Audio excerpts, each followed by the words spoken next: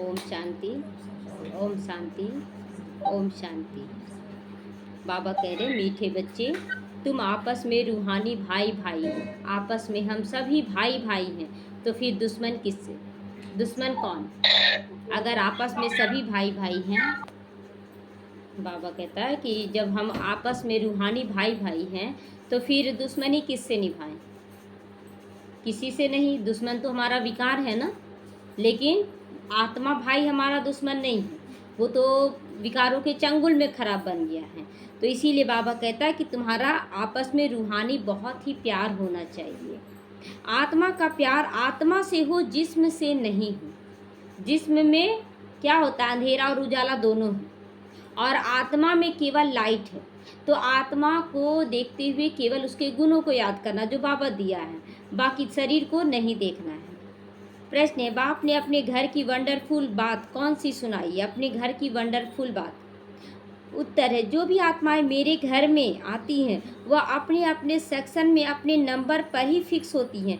वह कभी भी हिलती डुलती नहीं है, मतलब अपने सीट से इधर उधर नहीं बैठ जाती है। जैसे होता है ना कि स्कूल में भी सीट ऐसे फिक्स होता है, लेकिन और सब स्कूलों में, छोटे छोटे स्कूलों में क्या होता है, उसका सीट में बैठ गया, उसके सीट में। लेकिन परम धाम में सीट फिक्स है, वो जाएगी अपने आप, वो आत्मा अपनी सीट पे जाके बैठ जाएगी। कोई बोलने का वहाँ दरकार नहीं रहता है। वहाँ सभी धर्म की आत्माएं मेरे नज़दीक ही रहती है। क्यों नज़दीक रहता है? कि आत्मा एकदम बिंदी है तो कितना जगह लेगी, बाबा से कितना दूरी होगा। इतना दूरी में तो लगता है कितनी सारी आत्माएं आ जाएंगी। जैसे एक बिंदी का पत्ता होता है ना, तो बिंदी तो फिर भी बड़ा होता है, लेकिन एक पत्ते में कितनी बिंदी आ जाती हैं। तो उसी तरह सोचिए, एकदम बिंदी से भी बहुत सूक्ष्म वो आत्मा वहाँ रहती है, तो वहाँ कितना जगह लेगी। तो इसीलिए बाबा कहता है कि सभी धर्म की जितनी भी आत्माएं सब मेरे नज़दीक हैं। वहाँ से नंबरवार फिर अपने अपने समय पर पाठ बजाने आती हैं। यह वंडरफुल नॉलेज इस समय कल्प में एक ही बार तुम्हें मिलती है। परम धाम का नॉलेज, वैकुंठ का नॉलेज, ये सारा नॉलेज एक ही बार हम लोगों को मिलता है, बाकी कोई समय हम लोग नहीं जानेंगे। दूसरा कोई ये नॉलेज दे भी नहीं सकता, जो दे रहा है परमात्मा, ये नॉलेज कोई और दे ही नहीं सकता है। ओम शांति। बाप बैठ बच्चों को समझाते, बच्चे जानते हैं कि हम आत्माओं का बाप समझाते। बच्चे जो बन गए हैं उनको तो अनुभव होता है ना कि ये ज्ञान हमें भगवान दे रहा है, कोई देधारी नहीं दे रहा है। और बाप अपने को आत्माओं का बाप समझते हैं। बाप अपने को आत्माओं का बाप समझते हैं। बाप जैसा पालना भी तो देता है। किसी भी आत्मा, कोई भी आत्मा ऐसी नहीं जो नहीं बोल सकती कि हमको बाबा कुछ नहीं करता है। बाबा सबको अनुभव करवाया है। तो ऐसी कोई नहीं समझती और ना ही कोई समझाते कि अपने को आत्मा समझो। कोई भी देहधारी ज्ञान दिया तो कोई बोला कि अब अपने को आत्मा समझो और मैं भी आत्मा हूँ, मुझे भी आत्मा देखो। यह बाप ही आत्माओं को बैठ समझाती हैं। इस ज्ञान की प्रारब्ध तुम नई दुनिया में लेने वाले हो, नंबरवार पुरुषार्थ अनुसार। यहाँ पर हम जो भी कर्म करेंगे उसका फल हमें नई दुनिया में मिलने वाला है। तो बाबा ये पुरुषार्थ अनुसार तय होगा, कौन कितना पद लेगा, कैसा पद लेगा। यह भी कोई सभी को याद नहीं रहता कि दुनिया बदलने वाली या बदलाने वाला बाप है 24 घंटे अटेंशन रहता है कि भगवान आया है बदलाने के लिए इस दुनिया को। तो इस दुनिया से पूरा डिटैच हो रहे हैं? नहीं, नंबरवार होता है, कुछ ना कुछ अटकाव झुकाव लगा रहता है। तो यहाँ तो सम्मुख बैठे हैं, जब घर में जाते हो तो सारा दिन अपने धंधे धोरी में लग जाते हो, अपना काम धंधा में लग गए, इसका लिए ये करना है, इसके लिए ये करना है, बस सोचने लग जाती हैं। बाप की श्रीमत है, बच्चे कहाँ भी रहो तुम मुझे याद करो, आत्मा को याद करो, आत्मा बनकर परमात्मा को याद करो। जैसे कन्या होती है तो वह जानती है नहीं कि हमको कौन पति, पहले होता था ये कि केवल बता दिया गया उस जगह में तुम्हारा शादी तय कर दिया गया, फ़ोटो दिखा दिया गया, नहीं बहुत ज़्यादा हुआ तो फ़ोटो दिखा। अब उस फोटो को पकड़कर वो बोलती यही मेरा पति है। पति बना नहीं है, यही मेरा हस्बैंड है। तो जो भी कन्या, उसका अगर शादी तय हो जाता है तो कौन पति मिलेगा चित्र देखती है, बस उनकी याद उसके ऊपर ठहर जाती है, देह की ओर कि यही मेरा पति, आत्मा नहीं, वहाँ शरीर कहाँ भी रहा, दोनों एक दूसरे को, दोनों को याद करते रहती, ये मेरी पत्नी है, ये मेरा पति है, बना नहीं है, देखा नहीं है। इसको कहा जाता है। लेकिन जिस्मानी प्यार, फोटो में शरीर को देख रहे हैं, शरीर के प्रति आकर्षण हो गया। लेकिन यहाँ है रूहानी प्यार, यहाँ पर अनुभव की बातें हैं। जब हम लोग यहाँ आते हैं तो अनुभव किए ना कि भगवान है जो हमें पल पल सहयोग दे रहा है। तो ये गुप्त है जो दिखता नहीं है। रूहानी प्यार किसके साथ है? बच्चों का रूहानी बाप के साथ प्यार होता है, और बच्चों का बच्चों के साथ भी प्यार हो गया। अब बच्चों का बच्चों के साथ भी प्यार हुआ ना, कि कोई यहाँ सोच रहे हैं कि हम पराए हैं। एक बाप की संतान, कितना रूहानी प्यार, मतलब वो प्यार तो अब लौकिकता में भी नहीं रहा जितना आप अलौकिक परिवार में अनुभव कर रहे हैं। तो ये ज़्यादा अच्छा लग रहा है। तुम बच्चों का आपस में बहुत प्यार होना चाहिए, यानी आत्माओं के साथ भी प्यार चाहिए। यहाँ बाबा को लड़ाई झगड़ा था तभी तो बाबा आया ना, तो इसलिए हम लोगों को यहाँ लड़ाई झगड़ा नहीं करना है।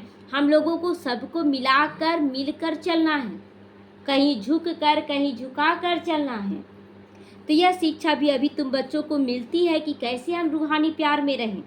दुनिया के मनुष्यों को कुछ भी पता नहीं, तुम सब भाई भाई हो, आपस में जरूर प्यार होना चाहिए। बार बार, कितनी बार इतना ही पेज में बता दिया बाबा कि आपस में बहुत प्यार होना चाहिए, क्योंकि एक बाप के तुम बच्चे हो, दो बाप के नहीं हो कि टेंशन करना है। बोलते हैं ना, एक जगह सेंटरों में बहनें क्या बोली कि अगर इस सेंटर से उस सेंटर गए तो बहनें बोली ना कि दो नाव पे पैर मत रखिए। दो नाव हुआ, इस सेंटर से उस सेंटर दो नाव हो गया। बाबा एक ही है ना।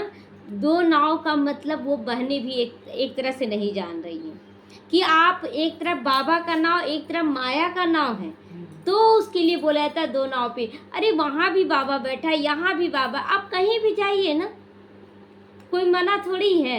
लेकिन कैसा ज्ञान दे रहा है, तो वो किस युग की है? वो देह भान की है, देह भान का ज्ञान दे रही हैं। तो यही तो टकराव का कारण है। और हम बच्चों को ये ख़त्म कर देना ताकि उनसे भी ऊंचा स्थान ले सके। हम लोगों को उस सेंटर का, उस पाठशाला का, उस देश का, उस राज्य का कुछ नहीं। एक बाप की संतान है हम लोगों का। बहुत रूहानी प्यार होना चाहिए। इसको कहा जाता है रूहानी प्यार, कि कोई झगड़ा झंझट नहीं कि हाँ आप उस सेंटर के हैं, यहाँ नहीं। ना हमें जाने से किसी को मना करना है, ना किसी को आने से मना करना। ये बाबा का घर है, लेकिन रिगार्ड सबको देना। अब देखिए कि हम यहाँ पर हैं, यहाँ की दीदियों को रिगार्ड दे रहे हैं, अब दूसरे सेंटर में जाएंगे तो वहाँ रिगार्ड ना दे, ये सही तो नहीं रहेगा। रिगार्ड देना है सबको, लेकिन अभी समय है कि बाबा के ज्ञान के अनुसार निर्णय शक्ति भी यूज करना है। ड्रामा प्लान अनुसार सिर्फ तुम पुरुषोत्तम संगम युग पर ही रूहानी बाप से आकर मिलते हो। रूहानी बच्चों के सम्मुख बाबा आकर समझाते हैं।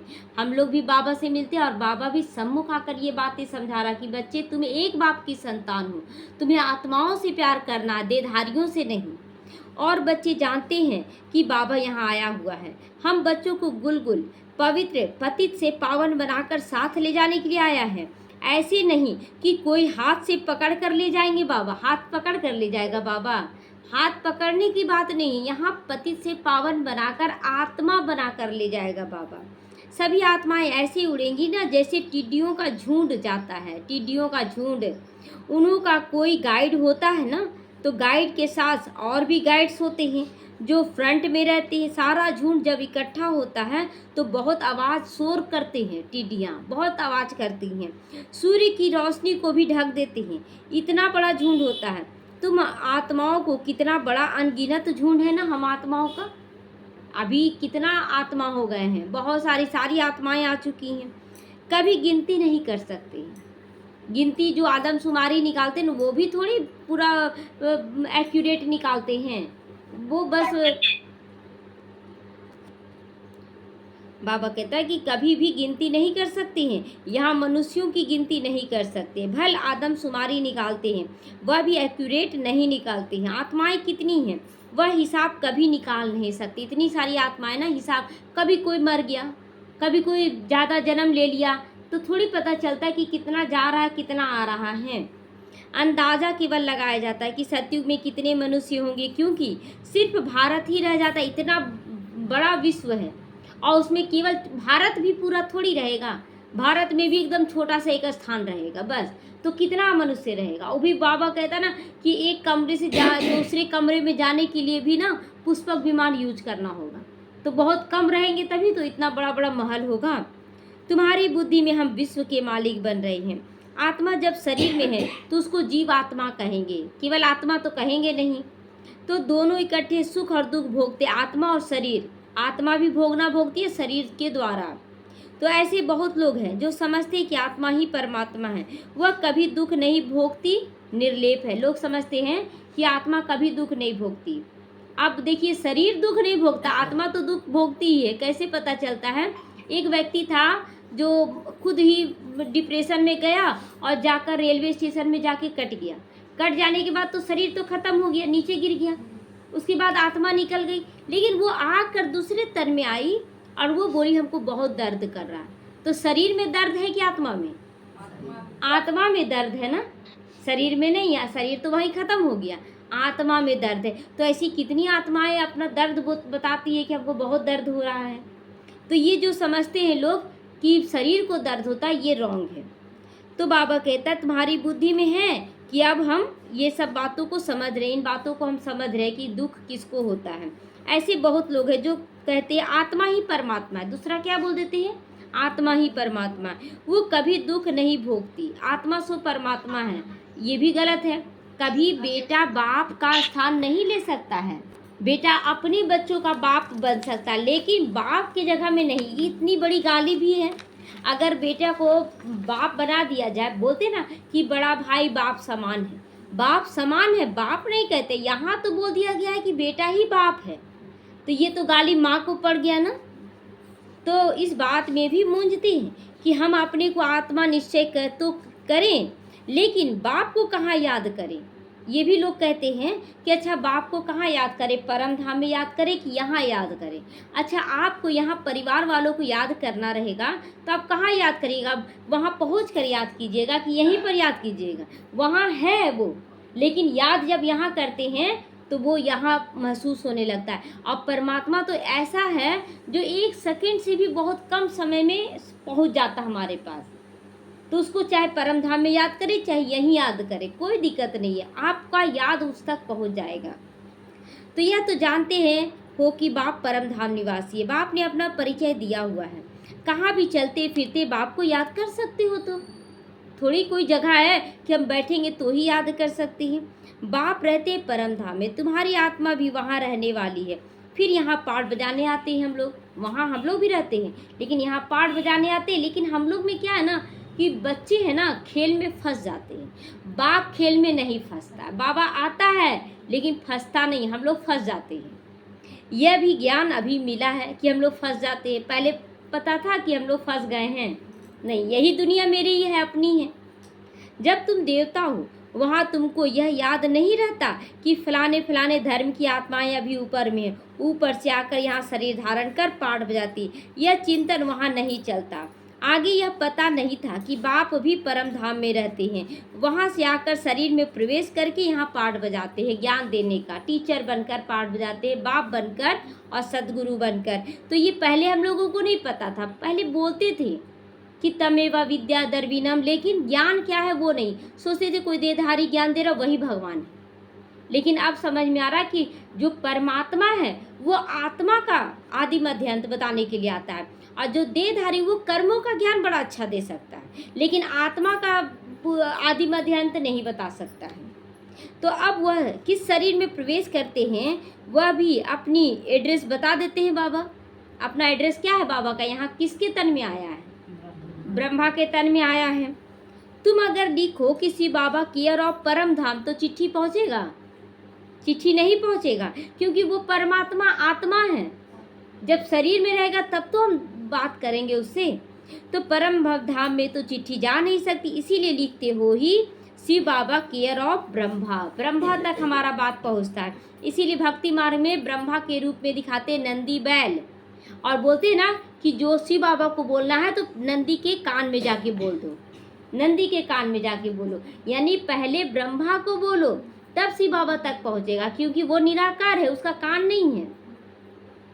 तो फिर यहाँ की एड्रेस डालते हो, क्योंकि तुम जानते हो बाप यहाँ ही आते हैं, इस रथ में प्रवेश करते हैं। यूँ तो आत्माएं भी ऊपर रहने वाली है। तुम सब भाई भाई हो। पक्का करें, आज से एकदम पक्का करें। कोई किसी से दुश्मनी हो तो आज ही हम खत्म कर दें, आज ही खत्म कर दें। सदैव यही समझो, यह भी आत्मा, इसका नाम फलाना नाम है। आत्मा को देखते हैं, परंतु मनुष्य देह अभिमान में आ जाती हैं, लड़ाई झगड़ा सब कर लेते हैं, मुंह फुला लेते हैं एक दूसरे से। हमें नहीं फुलाना है, हमें भाई भाई समझ कर चलना है। बाप देही अभिमानी बनाते हैं। बाप कहते तुम अपने को आत्मा समझो और मुझे याद करो, तब तुम्हारी याद मुझ तक पहुँचेगी। इस समय बाप समझाते, मैं यहाँ आया हूँ, आकर बच्चों को ज्ञान देता हूँ। क्या ज्ञान देता है? रूहानी प्यार बढ़ाने का ज्ञान देता है, रूहानी स्थिति में स्थित होने का ज्ञान देता है। पुराने ऑर्गन्स लिए हुए हैं, बाबा भी पुराना ऑर्गन्स लिया ज्ञान देने के लिए, हम भी अभी पुराने शरीर में हैं, जिसमें मुख्य ये मुख यूज करता है बाबा, खासकर मुख यूज करता है, और उसके बाद आंखें भी यूज करता है, आंखें दृष्टि देने के लिए। ज्ञान अमृत मुख से ही मिलता है। गौमुख कहते हैं ना, अर्थात माता का ये मुख हुआ, जिसमें शिव बाबा पिता प्रवेश किया और इस मुख द्वारा हमें अपना बच्चा बनाया। तो ब्रह्मा क्या हो गई? हमारी माता हो गई, बड़ी माँ हो गई। तो बड़ी माता द्वारा तुमको एडॉप्ट करते हैं शिव बाबा, हम बच्चों को एडॉप्ट करते हैं। कौन करता है? शिव बाबा। शिव माँ नहीं बोलते हैं, शिव बाबा। बाबा मतलब पिता को बोला जाता है। तो वह यहाँ है ना, यह सारा ज्ञान बुद्धि में रहना चाहिए। मैं तुमको प्रजापिता ब्रह्मा द्वारा एडॉप्ट करता हूँ। यह तो फिर माता हो गई। अब देखने में माता नहीं है, लेकिन है ब्रह्मा माँ है, तो माता नहीं, इसीलिए तो फिर मम्मा को नियुक्त किया गया माताओं को देखने के लिए। लेकिन गुप्त जैसे पिता है, तो गुप्त इसमें माता का रूप है, दोनों गुप्त हो गया। सम्मुख में प्रजापिता है, तो सम्मुख में मम्मा को माता का रूप दिया गया है। तो एक माता पिता गुप्त, एक माता पिता प्रत्यक्ष, है ना। तो गाया भी जाता है, तुम मात पिता हम बालक तेरे, तेरी कृपा से सुख घनेरे।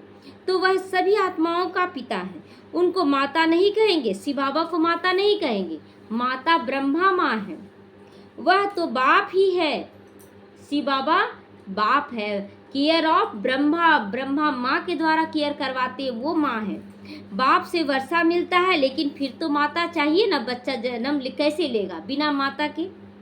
तो वह यहाँ आते हैं। अभी तुमको सब कुछ मालूम पड़ा है। बाप ऊपर में रहते हैं, जैसे आत्मा यहाँ सबसे ऊपर रहती है, वैसे परमात्मा भी सबसे ऊपर परम धाम में रहता है। हम आत्माएं भी ऊपर रहती हैं। फिर यहाँ आते हैं हम पाठ बजाने दुनिया को। इन सब बातों का कुछ भी पता नहीं, कुछ भी पता नहीं, बस जी रहे हैं और सोचते हैं कि ये दुनिया है, ये मेरा परिवार, इसमें उलझे हुए हैं।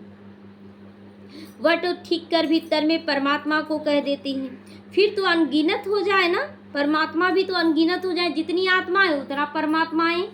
लेकिन कभी ऐसे बोले तब परमात्माएं, ऐसा तो नहीं बोला जाता है, आत्माएं ये बोला जाता है। तो परमात्मा एक ही है, आत्माएं अनेक हैं। इसको कहा जाता है घोर अंधियारा। जब लोग कह देते आत्मा सो परमात्मा, इसको घोर अंधियारा। तो गायन भी ना, ज्ञान सूर्य प्रगटा अज्ञान अंधेर विनाश। जब ज्ञान सूर्य शिव बाबा आते हैं तो ये ज्ञान का चक्षु देते हैं और समझाते हैं कि बच्चे बाप अलग और बच्चे अलग हैं।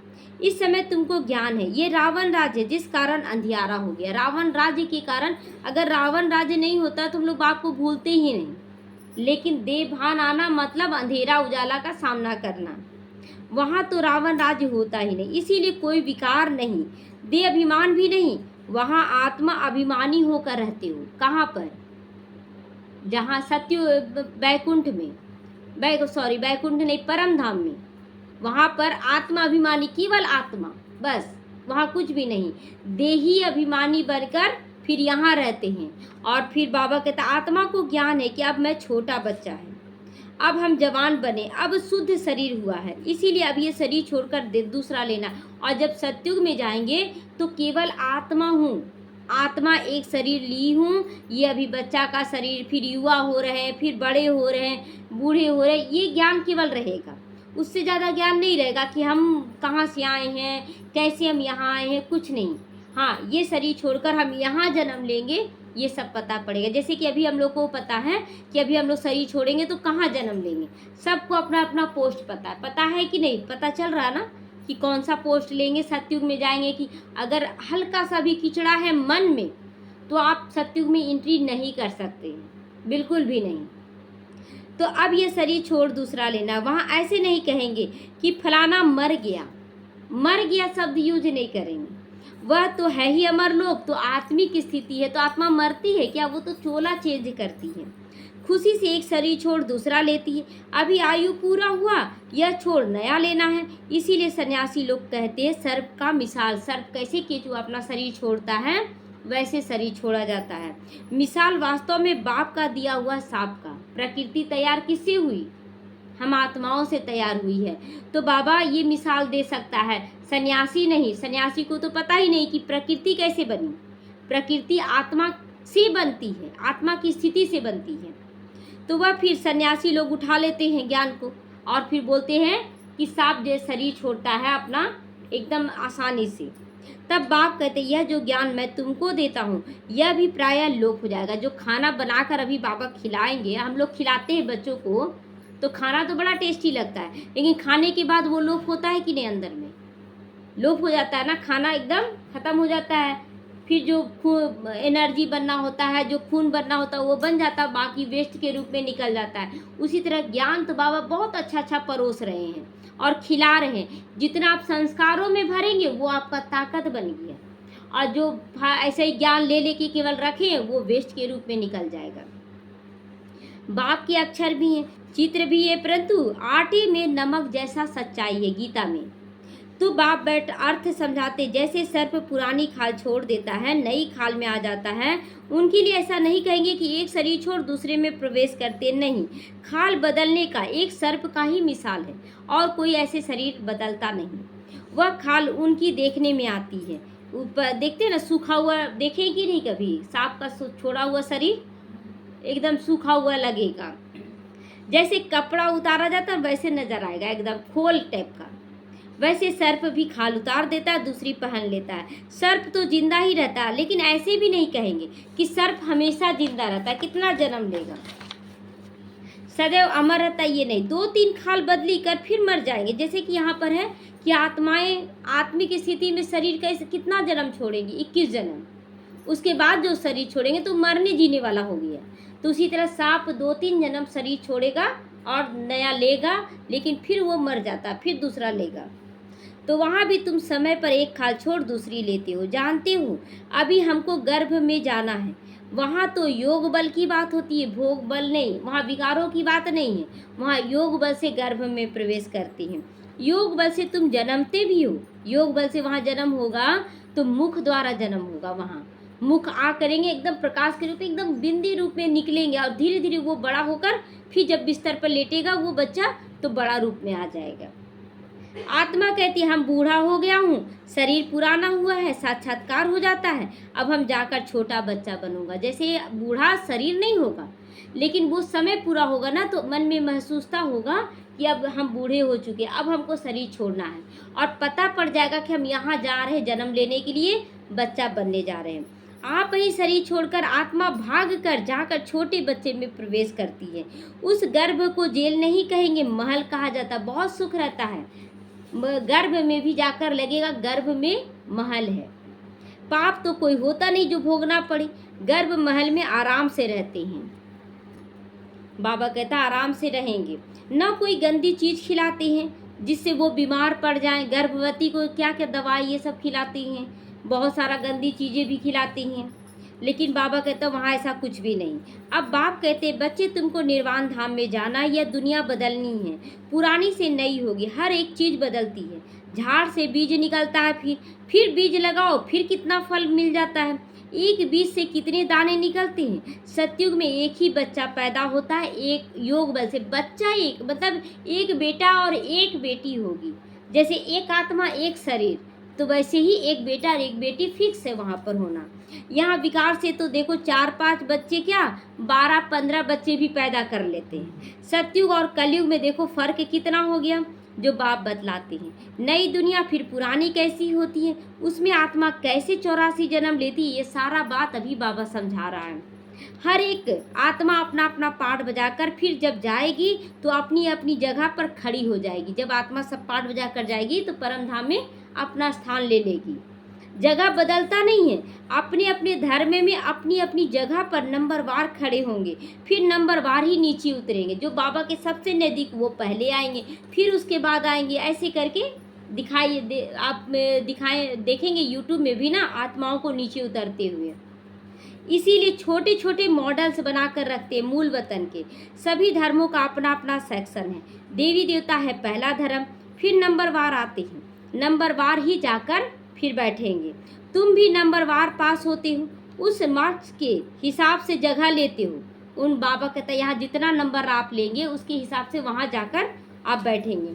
यह बाप की पढ़ाई कल्प में एक ही बार होती है। ये जो आत्मा की पढ़ाई पढ़ाई जाती है कल्प में एक बार, मतलब 4 युगों में एक बार होगा। तुम आत्माओं का कितना छोटा सा सीजरा है ना, यहाँ पर आत्माओं का मतलब जो बाबा का परम धाम में सीजरा है बहुत छोटा सा रहता है, कोई बड़ा जगह नहीं होता है। जैसे तुम्हारा इतना बड़ा झाड़ है, यहाँ पर तुम बच्चों ने दिव्य दृष्टि से देखकर फिर बैठकर चित्र आदि बनवाए हैं। बाबा परम धाम का कोई दिव्य दृष्टि से देखा, यहाँ चित्र बनाया गया। आत्मा कितनी छोटी, शरीर कितना बड़ा, सब आत्माएं वहां जाकर बैठेगी। बहुत थोड़ी जगह में नज़दीक में जाकर रहती हैं। मनुष्यों का झाड़ बड़ा क्यों होता है? क्योंकि शरीर बड़ा होता है सबका। मनुष्यों को तो जगह चाहिए, चलने के लिए, फिरने के लिए, खेलने, पढ़ने, नौकरी, हर चीज़ का जगह चाहिए। एक ही आदमी डाइनिंग रूम अलग बनाता है, ड्रेसिंग रूम अलग बनाता है, किचन, बाथरूम, लैट्रिन सब अलग अलग बनाता है, कितना बड़ा मकान बनाता है। सब कुछ करने की जगह होती है, सब कुछ। जैसे शरीर में आँख अलग, देखने का, सुनने का अलग होता है। तो निराकारी दुनिया में आत्माओं की छोटी जगह होगी।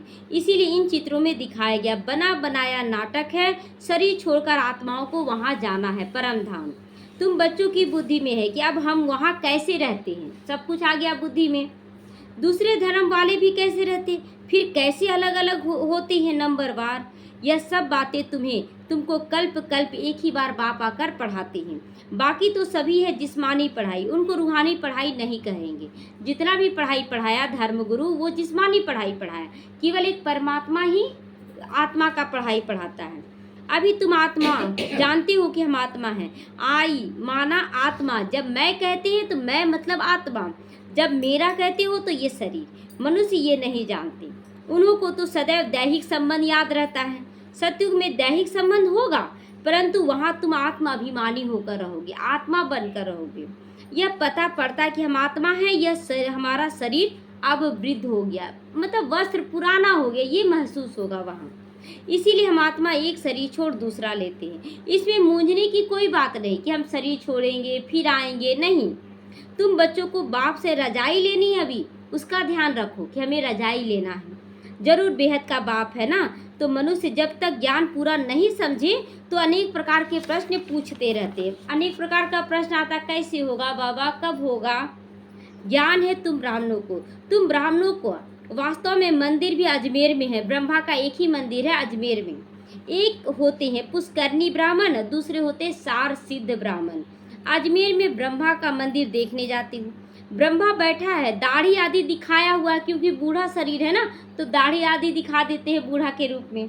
उनको मनुष्य के रूप में दिखाया। तुम ब्राह्मण भी मनुष्य के रूप में अभी हो ना, देवता तो नहीं हो, साधारण मनुष्य के रूप में है। ब्राह्मणों को देवता नहीं कहा जाता, सच्चे सच्चे ब्राह्मण तुम हो, ब्रह्मा की औलाद हो। वह कोई ब्रह्मा की औलाद नहीं है। पीछे आने वालों को मालूम नहीं पड़ता कि हम ब्रह्मा की औलाद, जो ब्राह्मण है वो कहेंगे हम ब्रह्मा की औलाद है। न वैसा चरित्र है, न चलन है, न चेहरा है, कुछ नहीं है। तुम्हारा यह विराट रूप है, यह बुद्धि में याद रहना चाहिए। ये सारा नॉलेज है जो तुम कोई को अच्छी रीति आप समझा सकते हो। बताते हैं ना कि हम आत्मा है, कैसे आए, हम आत्मा हैं, बाप के बच्चे। यह सही रीति समझो पहले। यह निश्चय पक्का पक्का पहले होना चाहिए कि हम भगवान के बच्चे हैं। यह तो सही बात है। सभी आत्माओं का बाप तो एक ही परमात्मा है। इसमें कोई मूंझने की बात है क्या कि अलग अलग है परमात्मा सबका? सभी उनको याद करते, हे भगवान। मनुष्य के मुख से जरूर निकलता हे भगवान, निकलता है कि नहीं? कोई भी बात बोलते थे तो हे भगवान। निकलता है। परमात्मा कौन है लेकिन ये नहीं जानते। जब तक बाप आकर समझाए तब तक नहीं जानते हैं। बाप ने समझाया, लक्ष्मी नारायण जो विश्व के मालिक थे यह भी नहीं जानते थे, तो ऋषि मुनि क्या जानेंगे। जब लक्ष्मी नारायण नहीं जान रहे हैं तो ऋषि मुनि भी नहीं जान सकते। अभी तुमने बाप द्वारा जाना है तो तुम अभी क्या बन गए हो, आस्तिक बन गए हैं। पहले नास्तिक थे। तुम रचयिता रचना के आदि मध्य अंत को अभी जानते हो। कोई अच्छी रीति जानता तो कोई कम भी जानता, यहाँ भी नंबरवार है। तो बाप सम्मुख आकर पढ़ाते हैं, फिर कोई अच्छी रीति धारण करते, कोई कम धारण करते हैं। पढ़ाई बिल्कुल सिंपल है, बड़ा भी है तो बहुत सिंपल भी पढ़ाई, बहुत लंबा है पढ़ाई। जो चल रहा है 1936 से सो अभी तक चल रहा है, लंबाया है। लेकिन सार में समझे तो मैं आत्मा परमात्मा की संतान हूँ। तो बाप में इतना ज्ञान है जो सागर को स्याही बनाओ तो भी अंत पाया नहीं जा सकता है। बाप सहज करके समझाते। बाप को जानना है, स्वदर्शन चक्रधारी बनना, अपना दर्शन करना, बस यही करना है। अच्छा, मीठे मीठे सीखी लदे बच्चों प्रति माता पिता बाप दादा को याद प्यार और गुड मॉर्निंग। रूहानी बाप की रूहानी बच्चों को नमस्ते। हम रूहानी बच्चों की रूहानी माता पिता बाप दादा को याद प्यार, गुड मॉर्निंग और नमस्ते नमस्ते। शुक्रिया बाबा, शुक्रिया। धारणा के लिए आज मुख्य सारे सदा याद सहज बनी रहे, उसके लिए चलते फिरते यह चिंतन करना कि मैं आत्मा हूँ, परम धाम निवासी आत्मा यहाँ आकर पाठ बजा रही हूँ। बाप भी परम धाम में रहते हैं, वह ब्रह्मा तन में आए हैं, ब्रह्मा तन में आए हैं। ये अंदर में निश्चय पक्का करना। जैसे रूहानी बाप से आत्मा का प्यार है, ऐसे आपस में भी रूहानी प्यार होना चाहिए। बाप का फरमान है कि आपस में भी रूहानी प्यार हो। आत्मा का आत्मा से प्यार हो, शरीर से प्यार ना हो, शरीर में तो उलझन पैदा होगा। आत्मा से प्यार करना, आत्माभिमानी बनने का पूरा पूरा अभ्यास करना है। आज का वरदान है, हद की कामनाओं से मुक्त रहो, सभी प्रश्नों से पार रहने वाले सदा प्रसन्न चित्त रहना। आज से कोई कामना इच्छा खत्म कर दे सारा और सदा खुश रहे, मैं बाप की बाप मेरा। जो बच्चे हद की कामनाओं से मुक्त रहते हैं उनके चेहरे पर प्रसन्नता की झलक दिखाई देती है। प्रसन्न चित्त, कोई भी प्रश्न चित्त नहीं बनते, कोई भी प्रश्न में उलझते नहीं हैं। वे सदा निस्वार्थी और सदा सभी को निर्दोष अनुभव करेंगे। मतलब कोई बुरा भी कर रहा है तो आप क्या बोलेंगे, वो निर्दोष है, वो नहीं जान रहा है कि मैं कौन, मेरा कौन।